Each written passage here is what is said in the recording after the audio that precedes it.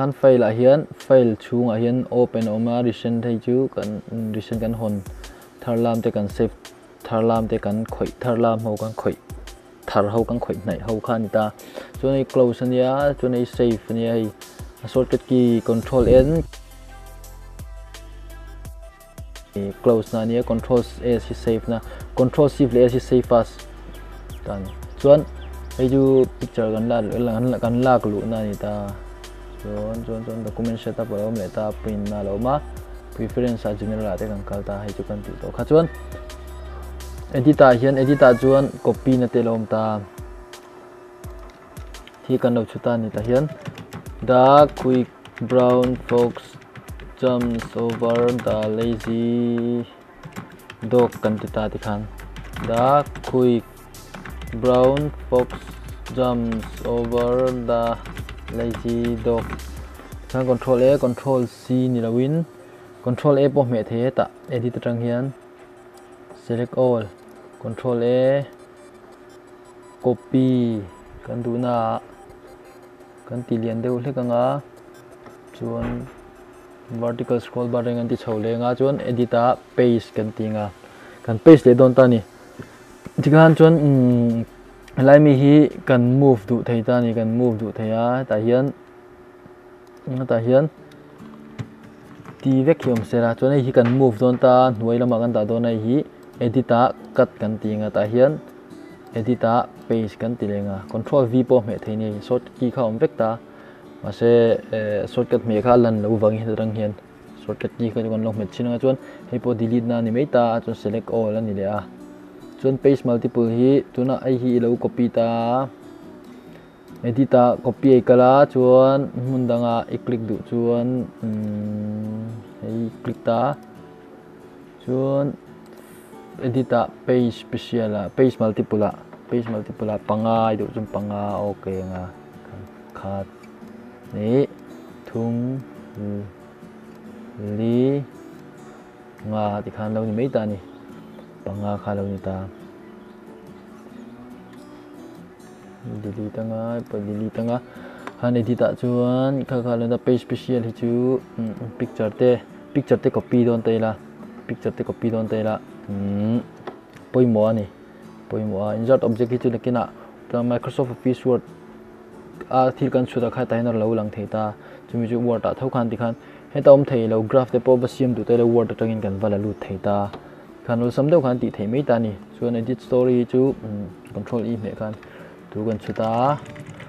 kan lo chuta chuan control le e kan met le ta chuan hei tai hi lo lang hala kan click na hun om don ta ni kan ka chuan kha lo ni ta edit ai chuan layout ta hian kan kal le chinanga layout ai nge om re layout ta chuan go to page oma page hingza na ngang kal du page nga na kal du chuan page nga na nia hi page li le nga hin ain zom double sided facing page ani wang khan alo in ta chuan ta hian layout ta kan kal le ta layout ta hin remove le thei ta remove du chu 9 le 10 hi kan di du chuan okay nga ti khan 9 le 10 kan di tanga chuan layout ta kan kal le ta remove page ni short page ani ta short a hian hi 2 le ta hian thu kan chu chinang 2 3 a hian thu kan chua ta point thu kan chu nga ti khan lo lang thei don ta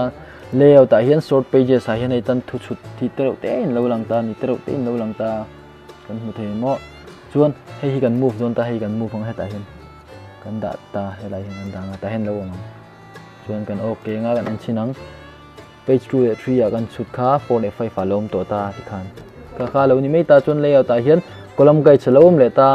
column guide chi column kan thendu khan panga kan thendu chuan panga kan da nga ti khan panga kan thena tu kha guide kha lo lang mei don ta ni chuan kha tang kai chu ni le ta chuan kan du lo chuan column guide sang kal lenga 1 a kan da nga okay lenga chuan tai pa kan kale don ta hian fonts ai type nia font ta hian kan change don ta font sang lom ta font ta hian kana font kan change thei ta chuan font kan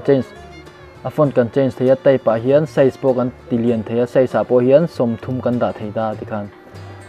tay pa point font ka som thuma te kan da thei ta chuan leading hi chu line spacing tay pa hian leading alom ta leading hi kaneng lo nga leading hi chu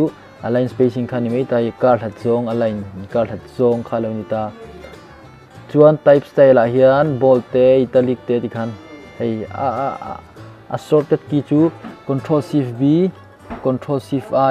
control shift u ti te tikhan lo ni ta ni kan sort ki kha lo mai ta chuan expert kerning chu tai kan chin mai letter kar la zong kha ni mai kar la tem tikhan the font is either type okay tikhan chuan tai pa kerning a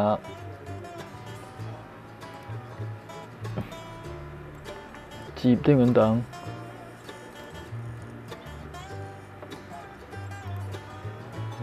pa chuan tay pa kan kal le ta chuan tracking a hing kal le very loose a kan da le thei ta tay pa hian horizontal scale pong an da theya za so kan da chin je langa horizontal scale ania chuan hei som saria kan da chinanga chuan horizontal scale ania normal a kan da mai nga chuan character lo om ta character a hian a font color kha a font size kha font sakha sang lom ta Times New Roman kan da chuan ta hian size a hian som thuma kan da leading hi tairapon adja sek thei time ho ma kha leading te horizontal scale te tin thi alang fi ro zong khan ni mai ta som li ya da chuan hei italic pon kan da theya bold pon strike through pon chuan kha khan ta position superscript ten change case all caps hor pui vek mangan da thei ni ta yan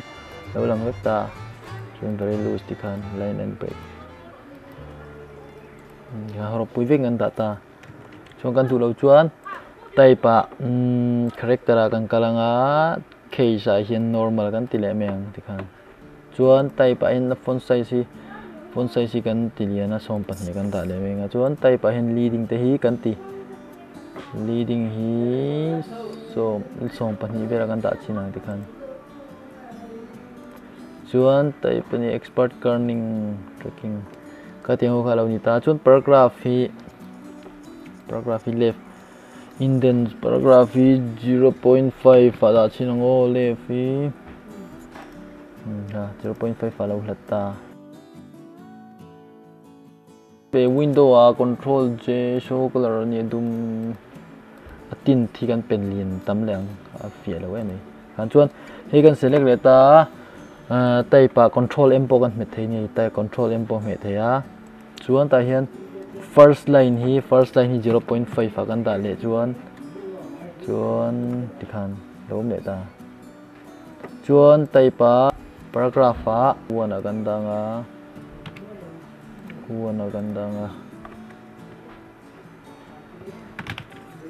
kan wana paragraph space kan da chu hei one lo ni ta ni kaka tai pa hian paragraph a hian 0.5 kan da le chinanga ta hian lo lang le ta tai pa